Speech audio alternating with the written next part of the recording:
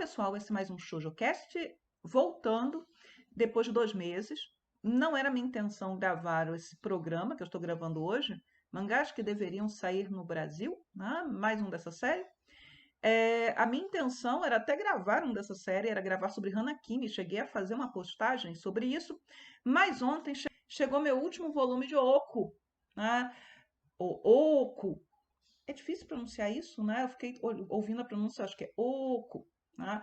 Da Fumi Yoshinaga, que é um dos meus mangás favoritos, que eu coleciono desde 2009 e finalmente saiu o último volume da edição norte-americana, que é o que eu compro.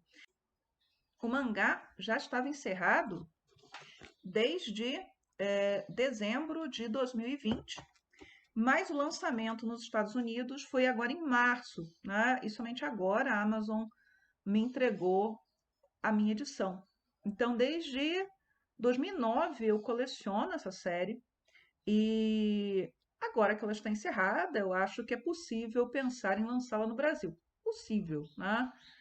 Eu já fiz, quando eu fiz aquele primeiro programa de março do ano passado, eu até comentei, né, que Fumi Yoshinaga deveria sair no Brasil, mas que não seria o Oco a minha primeira escolha, e não é, ela tem muito mais coisas. Né? Para quem não conhece a Fumi Yoshinaga, ela é uma autora que começou produzindo fanzine, e fanzine de BL, então ela era uma autora de BL mangá, então mangás com situações homoeróticas entre rapazes, homens, ela é muito criativa nessa parte, ela fazia mangás com muito humor, mas outros também com muito drama, e aí ela começou a aparecer e ter uma maior projeção, principalmente, né, a partir de Antique Bakery, que fez muito sucesso, teve animação, teve dorama no Japão, na Coreia, enfim, foi um grande sucesso, e aí ela teve muitas das suas obras lançadas fora. O Oco é a primeira obra da Yoshinaga, né, que é considerada como um mangá sério.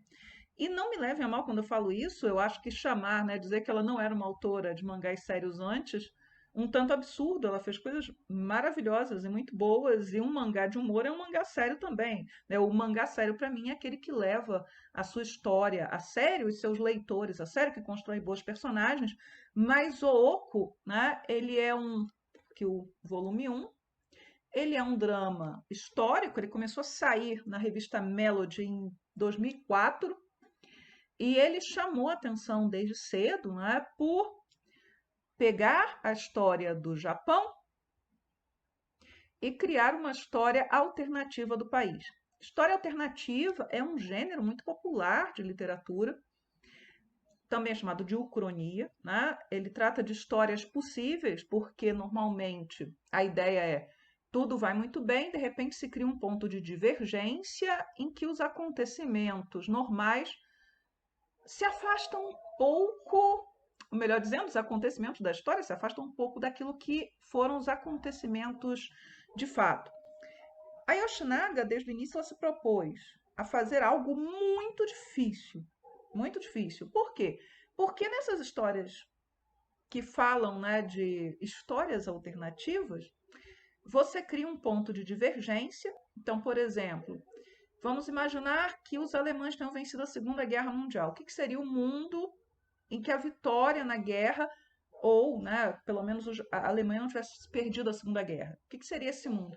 Você cria um ponto de divergência, mas você não cria um ponto de convergência. E como a Yoshinaga se propôs a contar a história do shogunato Tokugawa, começando lá no início do século XVII, de um shogunato que iria, né, se afastar daquilo que foi a história convencional, mas que teria que voltar aos eixos lá na frente. Por quê?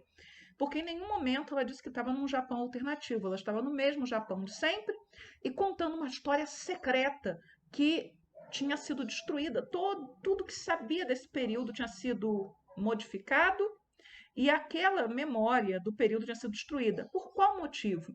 Porque, na verdade, o shogunato Tokugawa tinha sido o shogunato das mulheres. Como é que isso aconteceu? Né? Então, o ponto de partida da história, e é uma história que se torna interessante nos nossos dias, porque o ponto de partida é uma pandemia. Né?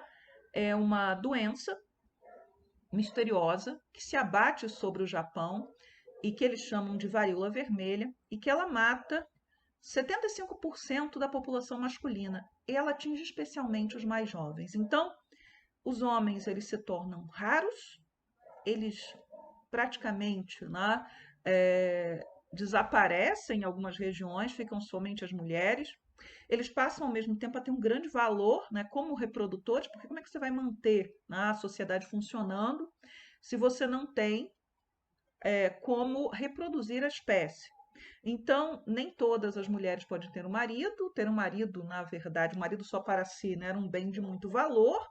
E, ao mesmo tempo, as famílias muitas vezes prostituíam os seus filhos, porque esses filhos poderiam, né, engravidar várias mulheres e assim manter a sociedade funcionando.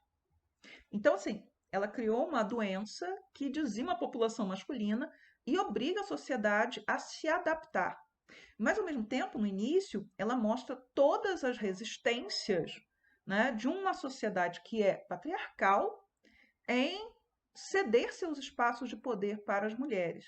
E ela vai construindo uma sociedade em que esses espaços eles acabam sendo ocupados pelas mulheres, mas a coisa não funciona pacificamente e não necessariamente essa sociedade criada pelas mulheres, ela é melhor do que aquela dos homens, né? Em alguns momentos, ela é tão ruim quanto, mas ela mostra, por exemplo, né, como questões de gênero, ou seja, os papéis ocupados na sociedade, uma dada sociedade por homens e mulheres, eles são construídos, eles variam a depender do seu lugar na sociedade, se você é pobre, se você é rico, né? Então ela mostra, por exemplo, um período de grandes inovações tecnológicas, técnicas tecnológicas no Japão, em que e ela vai dizer no mangá, não, isso foi feito porque as mulheres elas tinham que compensar que elas não eram tão fortes quanto os homens, fisicamente fortes, né? Ela coloca isso, não vou entrar em discussão a respeito disso.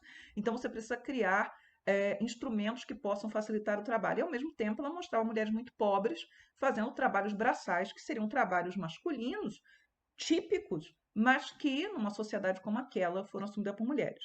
Como é que a história começa, né? A história começa com a sétima Shogun, a Yoshimune, que é um dos mais importantes shoguns, e aí um detalhe importante, boa parte das personagens que na história são masculinas se tornam femininas e vice-versa. Há exceções, né?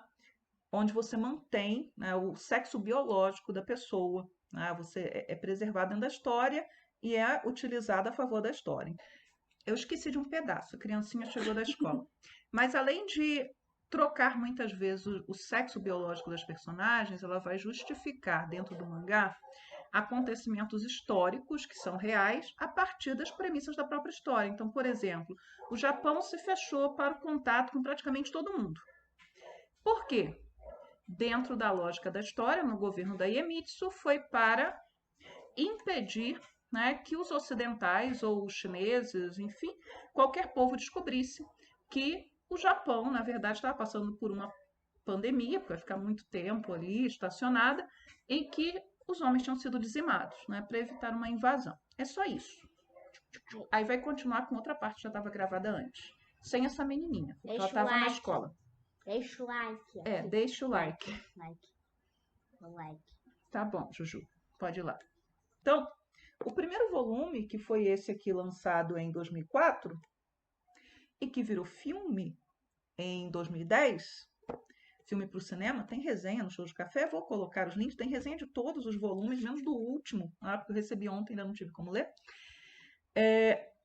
O, o filme, né, o primeiro volume de Ooko, ele é visivelmente experimental. Experimental porque ele poderia se fechar nele mesmo.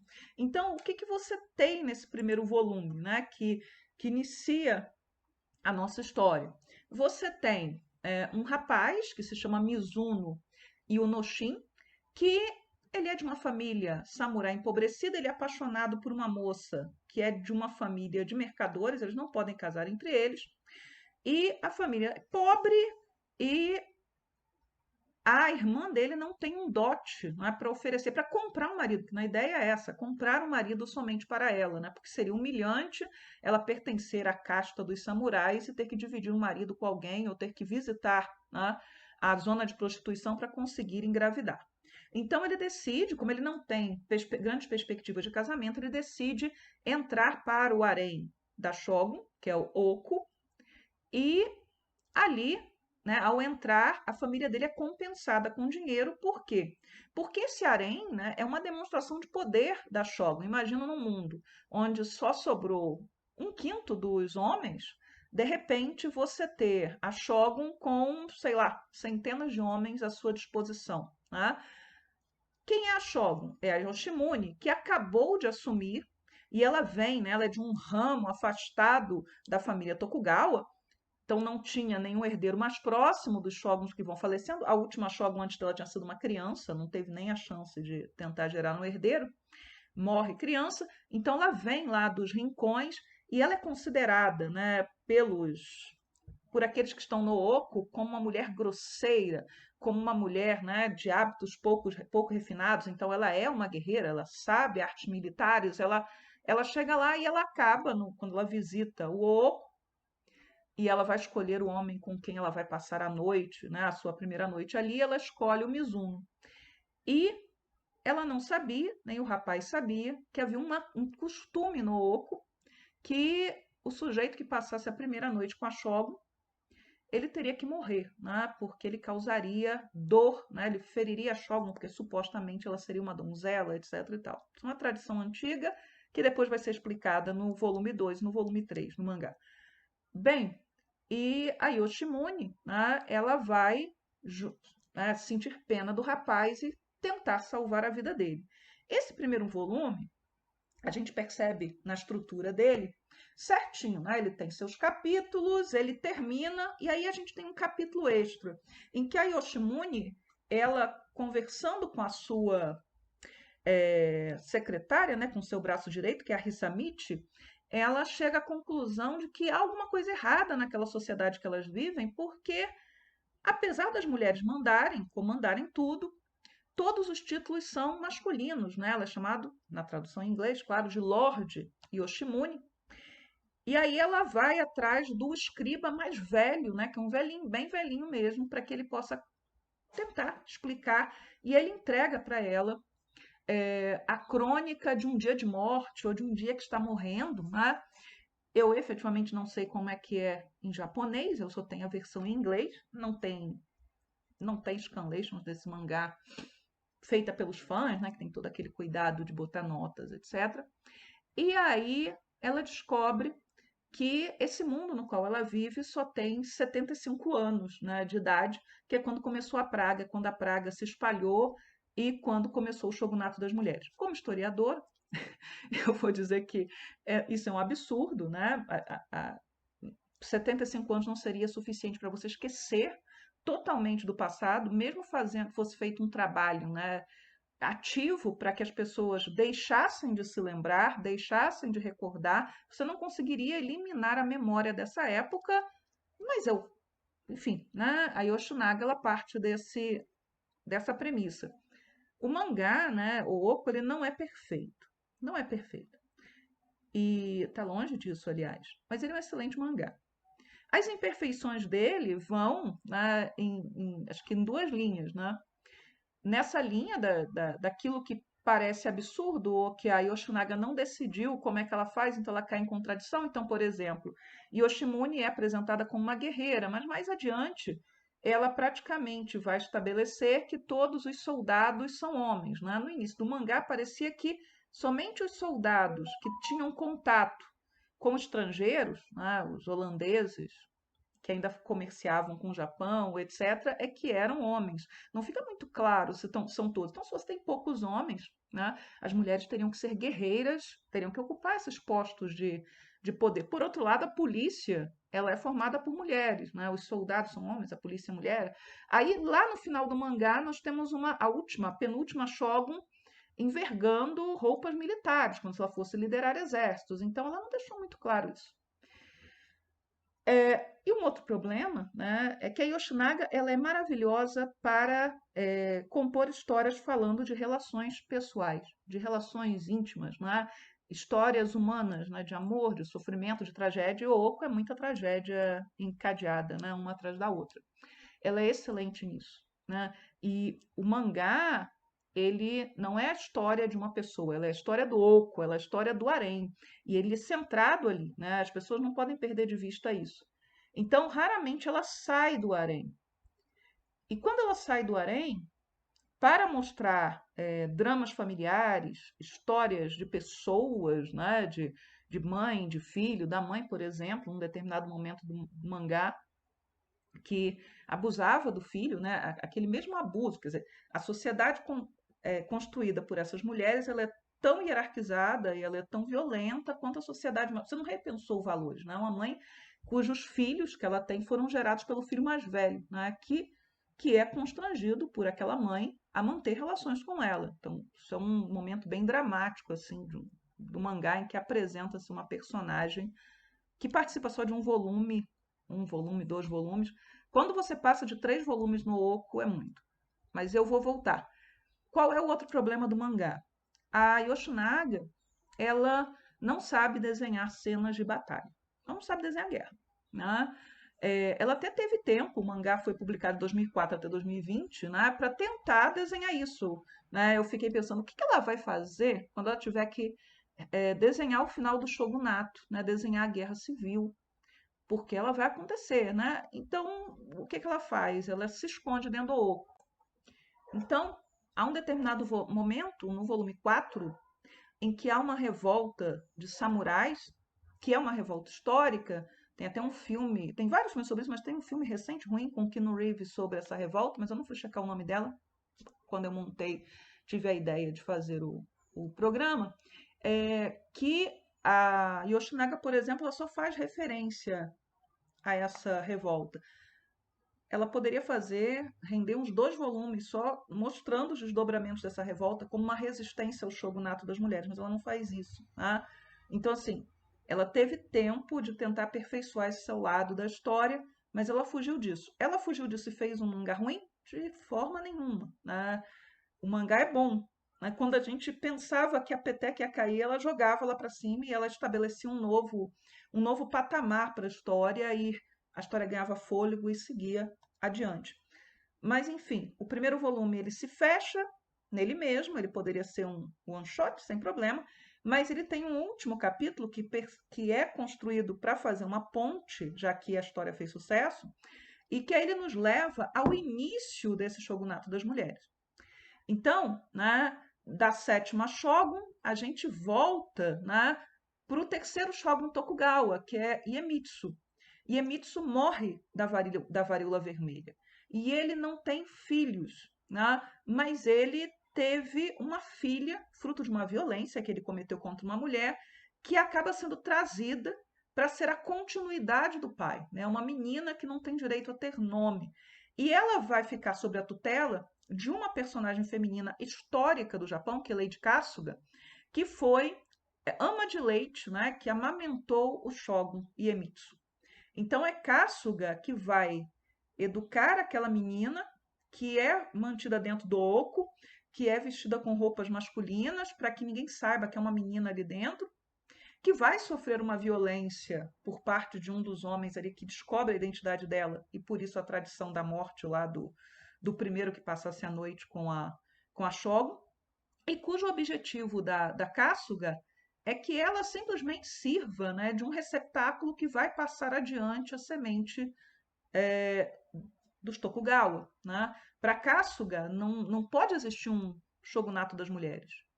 Tem que se manter o shogunato dos homens, a ferro e fogo. Daí a Iemitsu ela vai de gravidez em gravidez até que ela se desgasta e morre, porque ela foi moldada para ser isso. Né?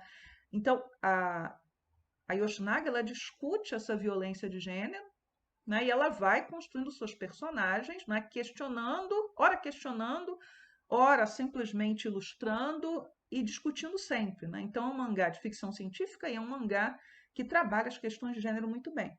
Nesse volume, né, seguinte, o 2, além da Iemitsu, né, da Lady Shi, é introduzido o Arikoto, né? Arikoto, que é o amorzinho, né, um dos amorzinhos dessa série toda, né, que é a Chi, e que é, esse arco de Ooko foi transformado em dorama em 2012. Então, o Ooko, ele é feito de arcos. Então, as pessoas, muitas vezes, no início do mangá, não entendiam, né? Por que que você não tinha personagem, você não conseguia se apegar a ninguém, porque a história ela pode ser lida isoladamente em arcos, e olha que vantagem, né, o mangá tem. E, ao mesmo tempo, né, existe uma história que segue. Né? A gente vai continuar a história e vai reencontrar a Yoshimune lá adiante. É durante o governo da Iemitsu, né, que depois da morte da Kasuga, veja, depois da morte dessa figura feminina hegemônica que quer manter o domínio dos homens, é que você vai criar o shogunato das mulheres, em que a shogun vai se revelar e aí, por conta da carência de homens, você vai ter as mulheres ocupando os lugares de mando até que se esquece desse passado. E aí, ao longo da história, né, a autora ela vai apresentando várias personagens, é, o recuo da doença. A história não tem vilões até chegar num determinado momento que uma neta da Yoshimune, que é a Harusada, é a única personagem que pode ser pintada como vilã, porque ela se finge, né, de inofensiva, mas ela está por trás dos panos, costurando e eliminando todos os seus adversários para poder se tornar shogun, não, para poder colocar o seu filho no trono. A gente já está caminhando para o final do shogunato. Eu não vou dar spoilers, né, senão esse programa vai ficar enorme, mas né, é uma personagem terrível, horrorosa, que mata os próprios netos. O filho teve muitos filhos, que intimida o filho, né, e que, diferente da Kasuga, ela não quer o bem do Japão. Ela quer o seu bem pessoal, ela quer se promover pessoalmente sem ter que ocupar o trono e se ocupar das coisas aparentemente sérias. Todas as capas de Ooko, elas eram pretas, até que a gente chegou no volume 10 e tá até sujinho meu volume 10 e tem uma capa branca. E aí, né, como a gente vai lendo, capas brancas significam alguma mudança importante. Então, por exemplo, essa capa branca, além de um monte de personagens que estavam conosco há pelo menos 2 volumes desaparecerem da história, é o momento em que você começa a descobrir como curar a doença. E há uma única capa azul, e não sei se dá para ver, mas tem os navios ao fundo, que é o momento em que chegam os americanos. Esse volume 12, ele não é um volume, entre os volumes, ele não é um dos grandes volumes da série, e é um momento que a gente ficou lendo, né? Eu tenho uma amiga que leu o mangá também, a Érica, então a gente leu esse volume e pensou assim, e agora? Como é que ela vai sair disso, né? Então ela avançou no tempo e depois ela retrocede um pouquinho, retoma o mangá e ganha fôlego para chegar até o final. A última capa branca não é a capa do último volume, né? É a capa do volume 18, em que essa personagem aqui, que está sendo arrumada, que é o Takiyama, que é é a personagem talvez que mais tempo ficou no mangá, né? Que ficou mais tempo dentro dessa história. Uma personagem muito, muito importante, muito querida, né? Com uma história riquíssima, né? Ele era de uma família samurai, a família dele cai em desgraça, ele acaba tendo que se prostituir, ele se especializa em ser em fazer papéis femininos. E aí um dia ele conhece Abi Masahiro, que é a última mulher que vai exercer o cargo, né, de grande conselheira ali dentro do shogunato, quando as mulheres já estão perdendo espaço. E aí ela leva esse sujeito louco e ele se torna o último grande chanceler. O primeiro tinha sido o Arikoto, lá do volume 2, 3 até o volume 4. E depois você tem um outro, que é o Emonosuke, que é a cara do Arikoto, mas é o Arikoto do mal, mas não tão do mal, né? Ele não é do mal, enfim. Uma personagem muito importante e que vai ser protagonista do segundo filme de Ooko. Então, Ooko teve um primeiro filme em 2010, um dorama em 2012 e um filme para o cinema em 2012. pegando arcos, né? Um é o primeiro volume fechado e os outros dois pegam 2 arcos da história, ou parte deles. Eu sonho até hoje que se façam outros arcos de Ooko possam ser filmados. Alguns deles são fáceis de filmar, outros nem tanto. Se eu observo do primeiro, né, ao último volume, se vocês olharem aqui, mudou um pouquinho a padronagem da Viz, né? Sempre tem o emblema dos Tokugawa, mas você vê que o logo da Viz mudou, porque quando começou era um logo, depois virou outro logo. E uma outra coisa que mudou também nessa edição é que no início eles usavam um inglês arcaico, que era um inglês arcaico complicadíssimo. Eu esqueci de pegar a referência de uma autora que fala, né, como escrever o seu romance. É um dos primeiros livros que eu comprei em formato digital, e ela fala, né, dos erros cometidos quando numa história você tenta colocar as pessoas falando em inglês arcaico. Ela cita até um episódio fantástico da primeira série de Jornada nas Estrelas, que é o do casamento do Spock, né, em que todo mundo usa o tou e etc. E aqui em Ooko, eles no início, até, sei lá, metade do mangá, tentaram colocar um inglês arcaico que soava muito falso dentro do mangá e tinha até erros ali. E depois eles simplesmente optam por uma mudança, de repente mudou o tradutor, o adaptador, por um outro tipo de registro que seja formal, claro, como pede a história, mas não usando tu, usando voz, usando estruturas que são muito estranhas para o leitor de língua inglesa. Só para que vocês tenham uma ideia, né, dos prêmios que o Ooko ganhou, né, um mangá muito premiado, ele foi indicado ao primeiro Mangá Taisho Awards, que é de 2008. Ele foi indicado 3 vezes consecutivas para o prêmio Osamu Tezuka, prêmio cultural Osamu Tezuka. Então foi indicado em 2007, 2008, venceu em 2009. Ele ganhou em 2006 o prêmio de excelência no Japan Media Arts Festival. Então, vitorioso também. Recebeu, né, um prêmio, né, do Sense of Gender, o Sense of Gender Awards da Associação Japonesa de Ficção Científica Feminista e Fantasia, porque a história alternativa é considerada como ficção científica. Não importa se eu acho que não é ou você acha que não é. É assim que ele é categorizado e premiado, exatamente por discutir questões de gênero, papéis sociais, etc. Ganhou também, né, o James Tripty Jr. Award em 2009, que é um prêmio dado para ficção científica escrita por mulheres e discutindo questões de gênero. O James Tripty Jr., na verdade, era Alice B. Sheldon, que era uma autora de ficção científica que nos anos 60, na década de 1960, escrevia sob pseudônimo masculino. Tá? Em 2011, o mangá ganhou o 56º Shogakukan Manga Awards na categoria shoujo, não na categoria geral. Os mangás femininos geralmente são discriminados na categoria geral. Yoko sai na revista Melody, que é uma revista shoujo. Shoujo para um público mais velho. Shoujo que se propõe a publicar mangás sérios, de ficção científica, de drama, histórico, etc. Né? Não é um mangá normalmente pensado nem para o público mais infantil, né, do público da Nakayoshi, ou para o público que consome a Margareto, a Hana Yume, a Lala, é um público que estaria num degrau acima, que inclui adolescentes mais velhas, inclui mulheres adultas e quem gosta desse tipo de história.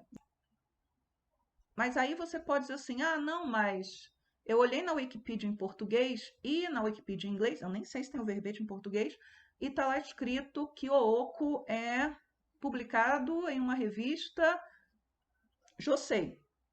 Vá na Wikipedia em japonês e está lá que a Melody é uma revista shoujo. Né? Eu sei de revistas que antes vinham como shoujo, com a Petit Comics, e depois passou a ser colocada, inclusive, na Wikipedia em japonês como uma revista Josei. Mas a Melody ainda está como revista shoujo. Então, o Ooko é shoujo. Né? Não é porque é considerado um mangá sério, denso, dramático, que não pode ser shoujo. Tá? Tem gente que fica com essas caraminholas na cabeça, né? Mas enfim, é um mangá excelente. e que pelo menos, né, uma vez conseguiu estar lá no primeiro colocado no ranking da Oricon, e pense que saem centenas de mangás todas as semanas, então para você ser o mais vendido não é coisa fácil, principalmente quando você sai numa revista que não é uma revista de grande tiragem, a Melody não é uma revista de grande tiragem, é uma revista muito mais de nicho do que outras, não é uma Shonen Jump, e o último prêmio que o Oco ganhou foi o 42º prêmio de ficção científica japonês, né, entregue lá pela Sociedade de Ficção Científica em dezembro de 2022. Por que em dezembro de 2022? Porque o último capítulo são em dezembro de 2020 e o prêmio foi para aquilo que foi publicado em 2021 e 2022 e o volume último, 19, só saiu em 2021. Então, pessoal, né, é isso. Eu estou muito feliz de ter chegado ao meu último volume. Eu lerei, né? Se vocês quiserem, eu posso fazer outro vídeo sobre o Oco. Comentaria todos os volumes sem problema nenhum, os principais personagens. Eu fiz aqui um esquema falando das principais personagens, blá blá blá. Acabei não falando delas, né? Falei pra caramba, mas não falei delas. É um mangá que me fez chorar em alguns momentos, me emocionou, me deixou angustiada em outros, com pena, né? Porque você não pode ficar muito feliz nesse mangá por muito tempo, tá? Eu já sabia que determinada personagem iria morrer no último volume, não por spoiler, mas porque, enfim, né, a vida da personagem era o Oco, então ela ia morrer nesse último volume. A Yoshinaga, ela nem sempre acertou, mas boa parte do tempo ela nos ofereceu uma grande história, né? Uma grande novela em que o protagonista não é a personagem A ou B, mas o protagonista é um espaço físico, né? Um espaço recluso em que existiu na realidade, mas onde você tinha mulheres. Aliás, há várias novelas japonesas, né? Aqueles doramas que são longos, que são históricos, né? Sob o oco, né? Se vocês jogarem o oco do jeitinho que eu escrevi, né? Vou escrever no título. Jogarem no Google, vai aparecer, antes de aparecer o mangá, não sei que vocês especifiquem que vocês querem um mangá, vai aparecer o Ooko, esses vários seriados, filmes, etc., que foram feitos sobre o harém do Shogun, porque nada como um harém para que você tenha intrigas, dramas, etc., sofrimento por amor. A Yoshinaga continua publicando uma outra série, ela publicava as duas ao mesmo tempo. A Melody se tornou uma revista bimestral, então isso estendeu o mangá um pouquinho. Ela continua publicando um outro mangá, que é um mangá seinen, que também fez grande sucesso e que vai ser mais longo que o Ooko, porque ele continua em publicação e o Ooko já terminou. Não acredito que ela vá publicar Gaiden de Ooko, talvez algumas, ela não necessariamente vai ficar ligada a essa série, porque ela não precisa. Foi um grande sucesso, foi um mangá reconhecido, vejam as premiações, foi um mangá elogiado, mas ela não se tornou escrava dessa sua série, né? A Yoshinaga é maior que qualquer uma das séries que ela tenha produzido, e bom para ela, porque ela pode nos oferecer várias histórias e não precisa ficar escravizada, presa a nenhuma delas. Não sei que dia vai sair esse vídeo, eu estou gravando na quarta-feira, dia 4 de maio, mas ontem, dia 3, a Panini fez um anúncio muito importante, que é o Mimati Diary, né? Mangá da mesma autora de Banana Fish, né? Da Kimi Yoshida. Este mangá é um mangá que eu não esperava que saísse aqui, é outro mangá super premiado, super elogiado. Ele ganhou, né, o prêmio, o Shogakukan Manga Awards na categoria geral, né? E é um mangá josei, saía na revista Flowers. É um mangá curto de 9 volumes e ele está vindo, eu imagino, por conta do sucesso de Banana Fish. Não sei se é uma boa escolha, fico feliz que seja publicado, porque é um mangá de outro momento da carreira da autora, com outra, né, com uma outra abordagem muito diferente de Banana Fish. Excelente, maravilhoso, excepcional, mas bem diferente. E teve filme. Se vocês quiserem, podem procurar. Um filme que foi feito em 2015, né, Our Little Sister, passou no Brasil no cinema e concorreu em Cannes. Aliás, o diretor do filme é o mesmo diretor do filme japonês Negócios de Família, que concorreu ao Oscar, então é considerado um diretor japonês de ponta. Então, é isso. Oco deveria sair no Brasil? Deveria. Vai sair? Acho difícil, né? Mas a Fumi Yoshinaga tem que sair aqui, tem que sair, né? Tem que sair, precisa sair. Será publicado um livro, acredito que este ano, com um capítulo meu neste livro, falando exatamente de Oco. Foi escrito, claro, quando eu não tinha o volume 19 na minha mão ainda. Então, se vocês quiserem saber mais sobre o Oco, podem ir lá no Shoujo Café, tem resenha de todos os volumes, tem notícias sobre o mangá, conforme ele foi premiado e sendo desenvolvido, tem resenha do primeiro filme, tem resenha do primeiro capítulo do Dorama de 2012, não tem resenha do segundo filme. É isso, pessoal, muito obrigada por me assistirem. Não prometo fazer vídeos mais regulares, não tenho como, né? É muito trabalho, tenho outras ocupações, mas tentarei fazer o meu melhor. E o blog continua funcionando, é mais fácil produzir texto do que editar vídeo. Tchau, tchau para vocês, um abraço, até a próxima.